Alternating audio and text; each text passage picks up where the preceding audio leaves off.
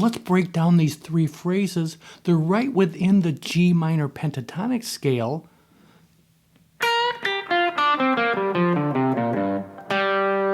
First position, but we're going to slide up to the second position and connect these phrases, because this sliding motion within these phrases really is a good way to sound musical.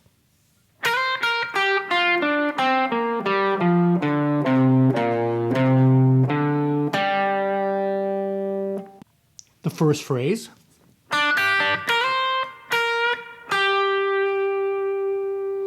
So first finger in the third fret of the B and E strings. So we hit the B string, E string, B string. Then sliding up to 8,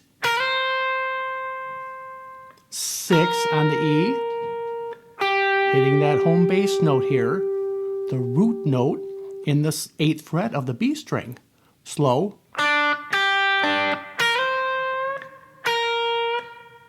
And you can kind of tweak those notes with a little bend. If you're struggling to do that, hit them straight to make sure you have the right notes. So phrase number 2 continues going down the pentatonic to the lower strings.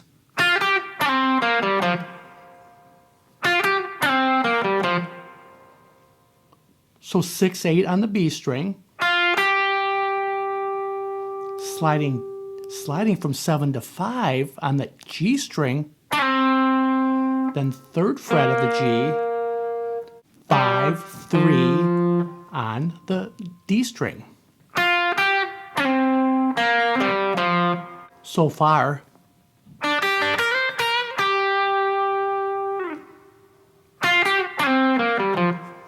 Phrase number 3.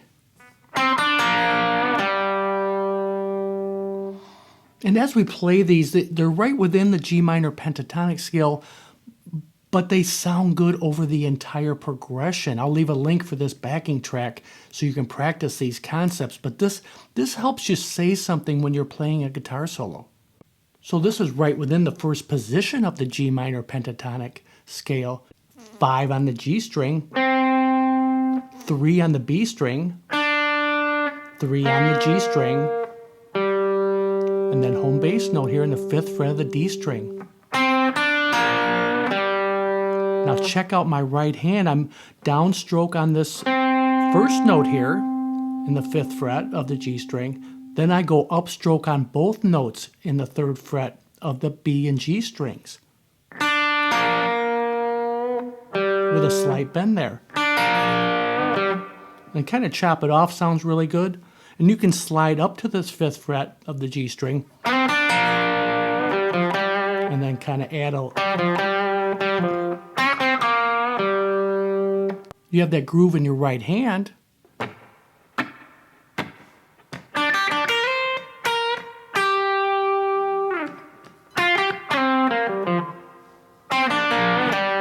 You can just play those.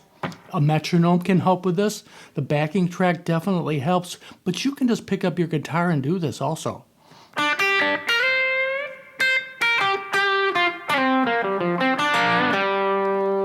So now the fun part, the structure of those 3 phrases, we can tweak those and do just little variations of them, but just playing from the heart without thinking too much, just dig in a little bit. Check this out.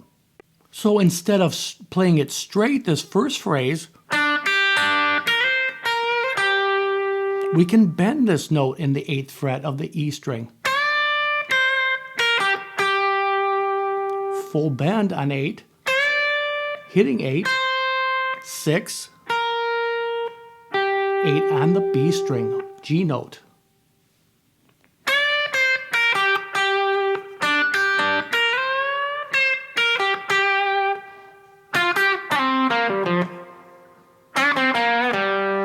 And this quick little lick that is a great fill-in lick. Many players use this type of phrase to go between other phrases. So So this is just really geared toward this home bass note in the 5th fret of the G, or the D string. It's a G note. But on the 5th fret of the G string, you're just doing a little quarter bend,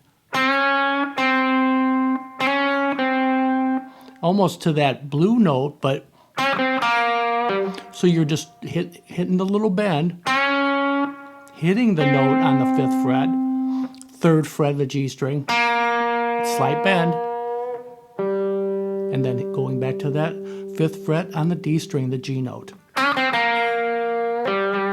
And you can do the same thing up here. It's always good to know knowing where that phrase is in different parts of the fretboard, because you can expand on these very easily.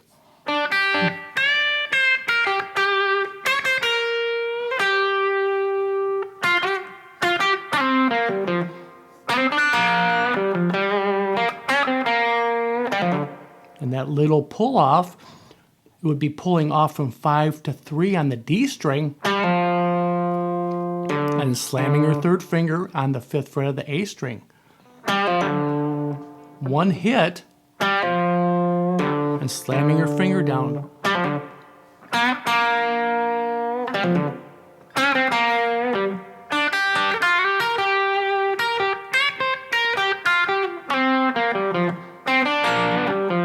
These things just flow together. You'll be surprised over a G7 type blues backing track, G minor. This really works.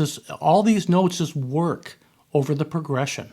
When someone showed me this, it opened up a whole new world for me with my pentatonic soloing, because I wasn't just playing up and down a scale. I was just saying brief statements with those few notes.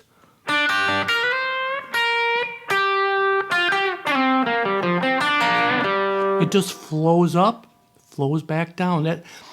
Just don't get trapped in the pentatonic, playing the full 6-string scale. It isn't necessary. Play small phrases within that. It's just structure and available notes for you to improvise a solo, but you don't always have to play all of them. Get to that home bass note, play around it. I hope you had fun with this, and let's talk soon.